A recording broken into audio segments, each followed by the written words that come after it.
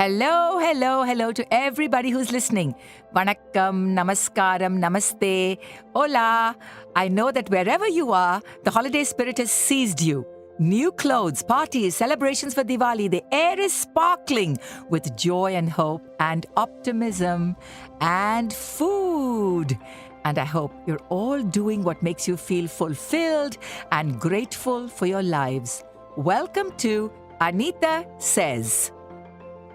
This podcast is a monthly capture through my personal lens of the events and shifts in Indian dance globally. To our new listeners, welcome. And to our regular subscribers, thank you and keep listening.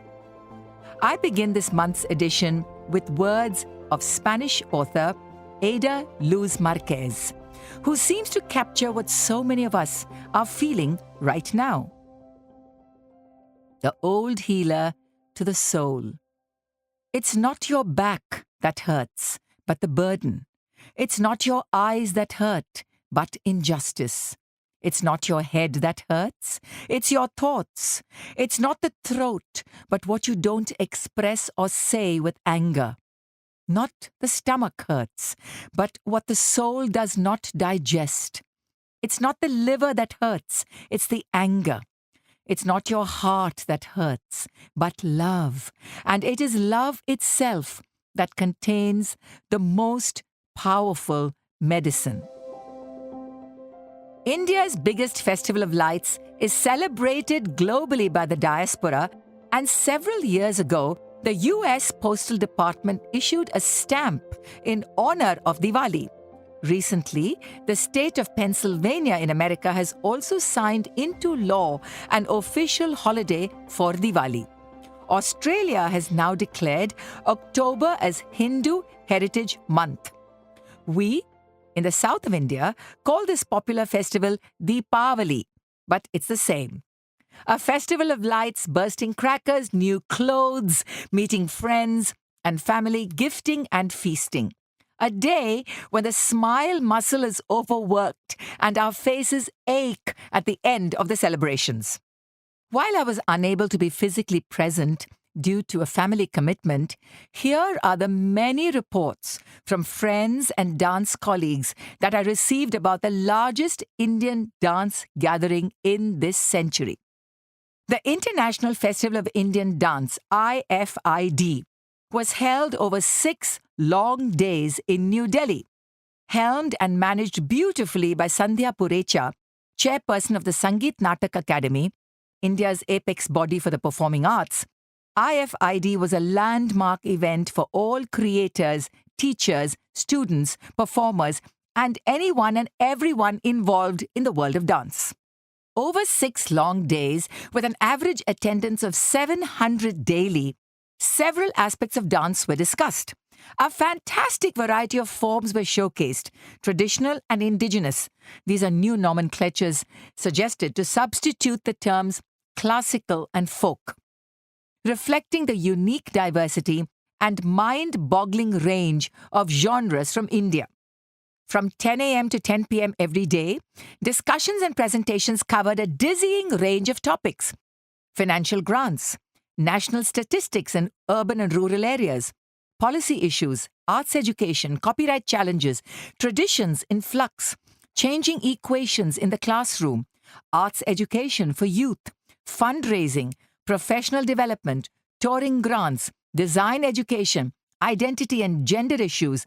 The list was exhausting, but a much-needed event to gather experts, practitioners, and scholars into one geographical venue across generations to meet, greet, listen, and participate.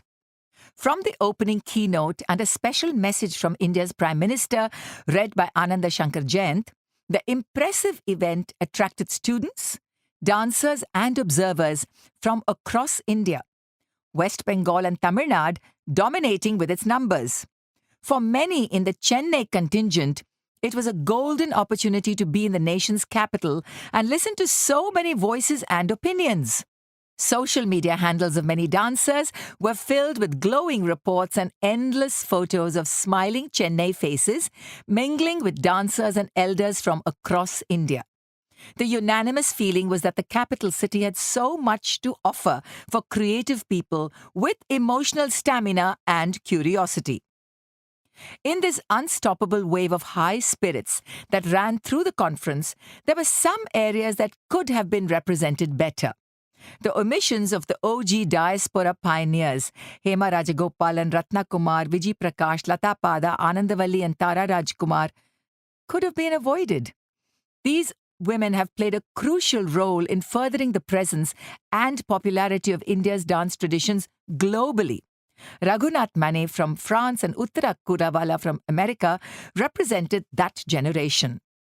And although they are no longer with us, artists like Rita Devi, Menaka Thakkar, Indrani Rahman, Bhaskar Roy Chowdhury, Ram Gopal, Nala Najan and Mateo are just some of the names that need recalling and acknowledging for their stellar contributions.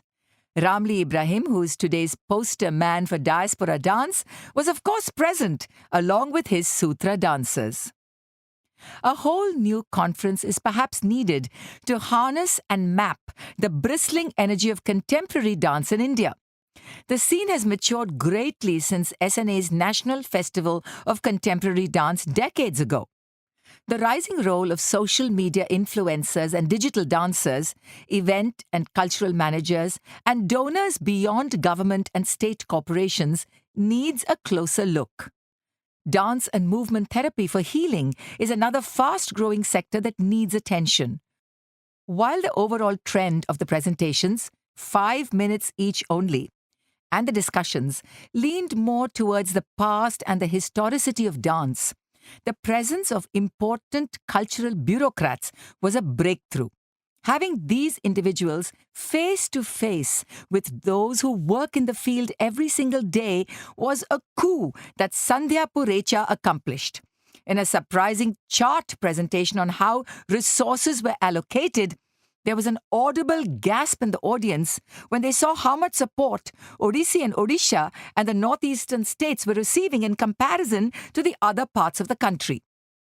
Film star Hema Malini, a special guest on the final day, bowed to touch the feet of Padma Subramaniam and in her speech acknowledged how crucial Paddu Akka's father, director K. Subramaniam, was in spotting her talent.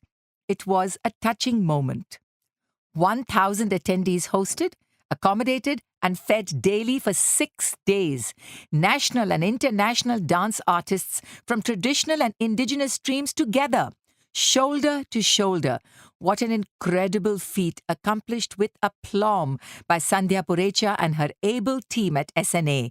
Kudos all around. You're listening to Anita Says, a podcast about the global events and shifts on Indian dance. And I'm Anita Ratnam. An important area of focus for the dance world in India today should be about harnessing the growing corporate and technology sector to support the performing arts. Employing dancers on company payrolls like sports people was one valuable suggestion mooted at the IFID conference. While on the subject of money, it needs to be acknowledged that in a market economy, the modern investor or venture capitalist who's always looking for the next hot new idea is not looking at dance as a viable property. The return on investment cannot be measured against the expected 200% returns. And yet, there are so many dance organizations and individuals who are able to create careers through a structured system of sustained support. The best examples can be seen in countries referred to as Five Eyes: USA, UK, Canada, Australia, and New Zealand. In Europe, the Netherlands has a robust system of steady support for the arts. Now, just studying how each dance organization, government arts councils, and theatres create multiple verticals like teaching, performance, touring, outreach, guest appearances, new commissions, collaborations, audience development, and fundraising, they are already in place. Some countries like Australia have a strong policy for indigenous artists in their budgets. Looking at these at a macro and micro level can perhaps help create a roadmap that can be adapted to the Indian context. SNA is best suited with the resources and personnel to strengthen the Indian dance ecosystem.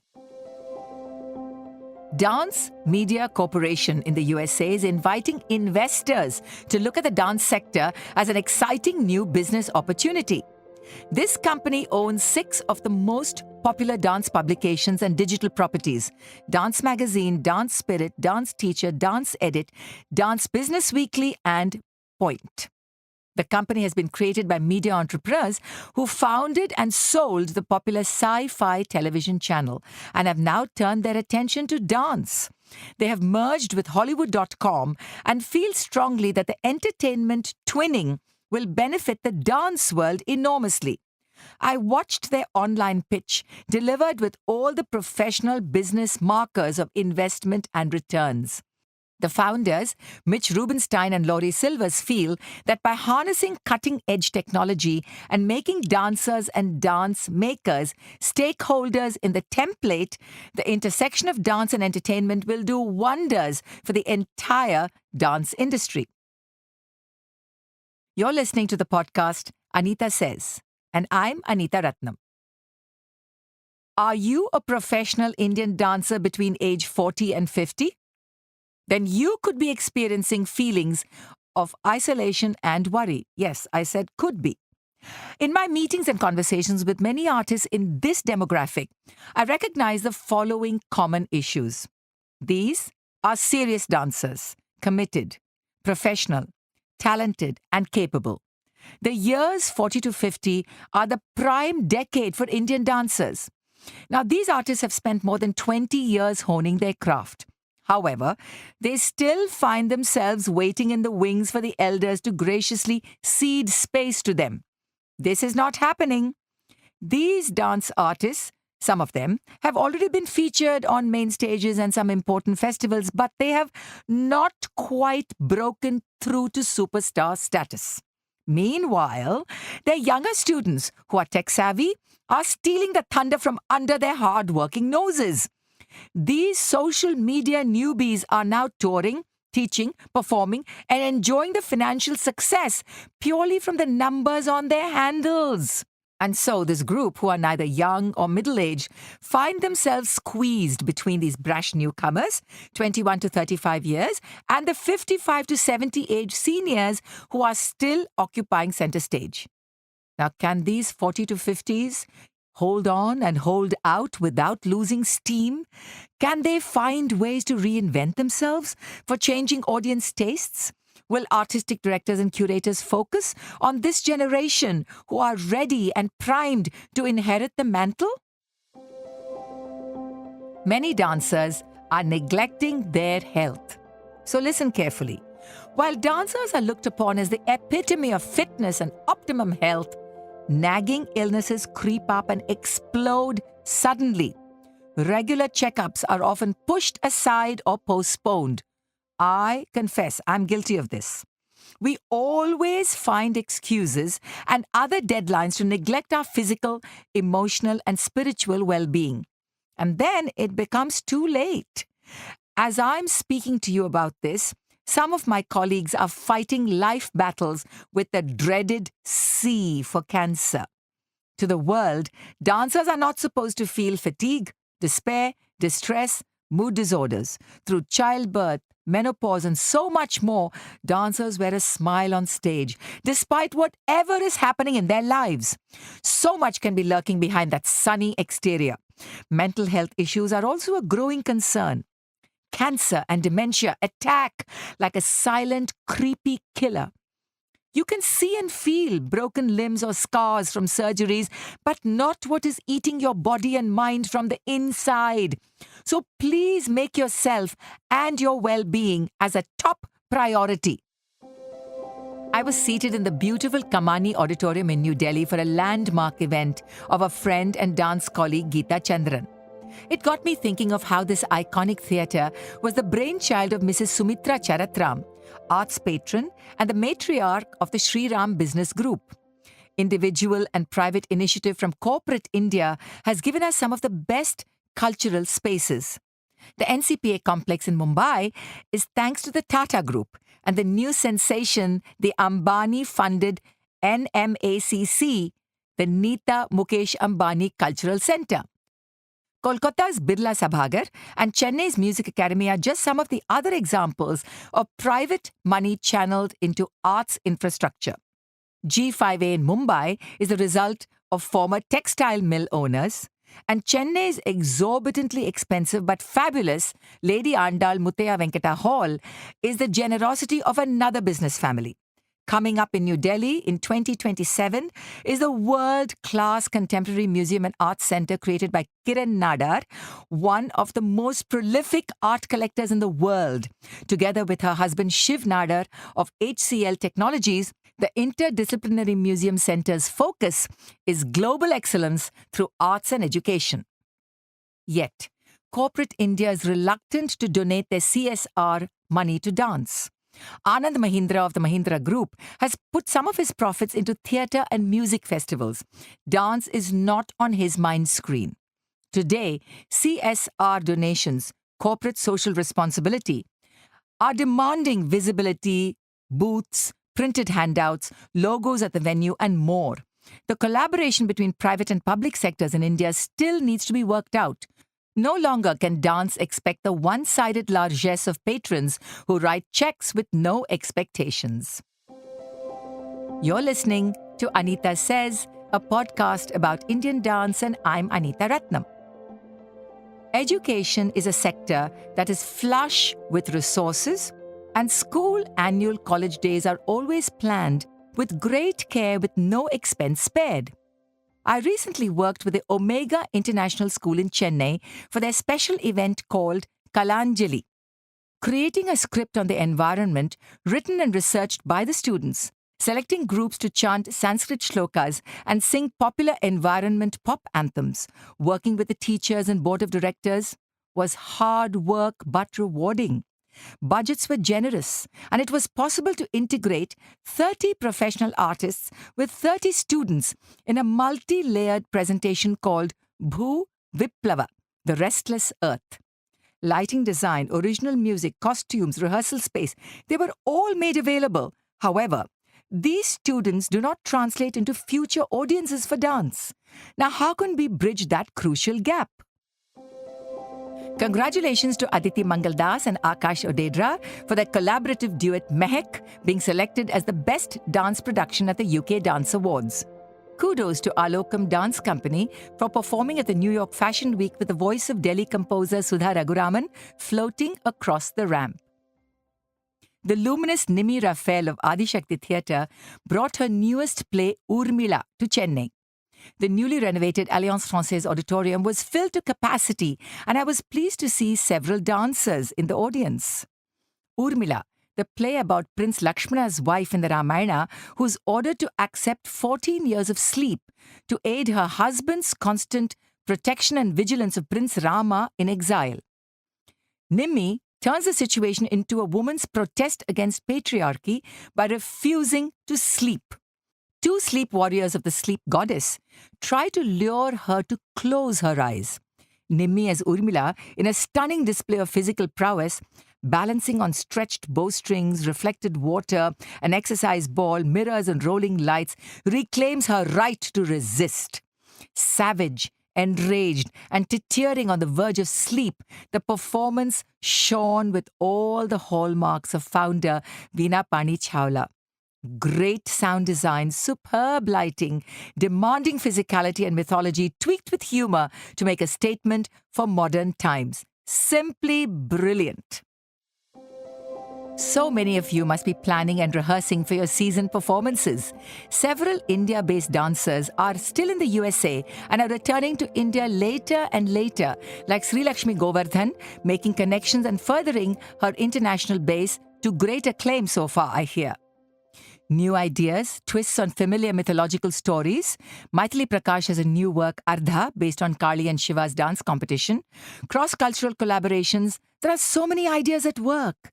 And as you all prepare to share your latest venture to the world, here's wishing you the very best in your journey. I ended the month of October in New Delhi with a 2-day grand celebration of Bharatanatyam dancer and guru Geeta Chandran's 50 years in dance. Ideated with her faithful and loyal Dwarapala husband Rajiv, the event was an elegant celebration of her journey in dance. Geeta recalled her Arangetram debut in New Delhi at age 12 on October 25th, 1974, through a poignant short film showcasing comments from her important collaborators in music, design, and teaching. All her dance colleagues who were present were honored. The first day saw the Natya Vriksha Dance Collective delivering ensemble dancing at its synchronized best. The Jatiswaram and Tillana were beautiful examples of how many visual and choreographic design possibilities lay within the Bharatanatyam rubric. Sharanya Chandran's return to the stage with her own choreography for Ardhanarishwara by poet Vidyapati reflected her personal growth as a performer and budding choreographer. Madhura Brushundi delivered a crisp interpretation of the beloved Natana Madinar song on Nataraja. Geeta performed 2 of her favorite solos on the first day, but it was her performance on day 2 that was the highlight for me. With powerful vocalist Sudha Raguraman as a collaborator, Geeta chose 4 pieces to illuminate her journey in music and dance over 50 years. On more than one occasion, she turned to smile and acknowledge the orchestral team, reminding us of how important that music connection was for a dancer. Amba Neelambari on Devi was replete with sensuous poses soaked in reposeful adoration of the goddess. The Tamil Varnam, Mogamaginen Inda Velayil, by Guru K.N. Dandayadapani Pillai, shone as an intelligent example of how the demanding jati sections can be reimagined on a maturing body. That sometimes footwork alone is enough when an artist is in total command of the stage and herself.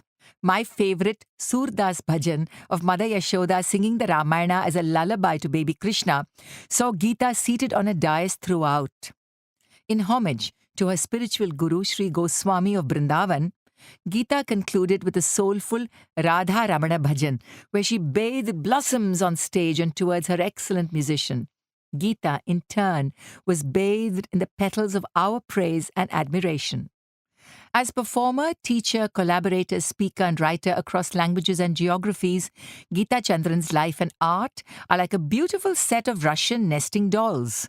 Layers are uncovered, each with their own patina of discipline and excellence. Geeta Chandran receives the prestigious Nritya Chudamani this December from the Sri Krishna Gana Sabha in Chennai and concludes her successful 3-year turn as classical dance curator for Goa's Serendipity Festival. I am delighted that my friend and colleague of 30 years looks ahead to new vistas to explore and excel. Another intelligent Bharatanatyam dancer, Chitra Dasharathi, daughter of the late Guru C.V. Chandrasekhar, is also celebrating 50 years of her dance journey in Bangalore. Best wishes from Team Nartaki for her continuing journey. Before closing, I would like to leave you with this thought and an image. Business mogul Ratan Tata, head of the iconic Tata Group of companies, passed away in October. There was national and international outpouring of condolences, and he was accorded a state funeral with full honours. But when the great Yamini Krishnamurthy breathed her last, there were no honours from the government, no wreath, no public condolence. Only a handful of politicians and bureaucrats wrote on their X handles, and the dance community of a certain generation recollected her brilliance and mourned her passing. Yamini Akka, who moved lakhs of people, inspired a generation, me included, showcased India to world leaders, received numerous honours, danced almost non-stop for all her active life, who gave her life for dance, breathed her last in a quiet ceremony ignored by the powerful elite. Let that sink in about how dance and dancers are truly regarded in today's hyper-blurred world. When we meet again, it will be the last month of the year. There will be a new US president in the Oval Office, and it will be that time of year when we recall, recollect, remember, and relive the memorable moments of 2024, but that is still a month away. The weather is changing. Somewhere the leaves have turned into gorgeous colors. Sweaters and shawls are coming out, or swimsuits and cool cottons are on display depending on which hemisphere you live in. Let us expand the spirit of America's Thanksgiving to feel and share the gratitude for the life we have at this very moment. It is such a delight and privilege to spend this time sharing my monthly thoughts with you. This is Anita Ratnam saying thank you so much for listening. Do send us your feedback and comments and subscribe to our podcast, Anita Says, on Spotify. Until next time, bye.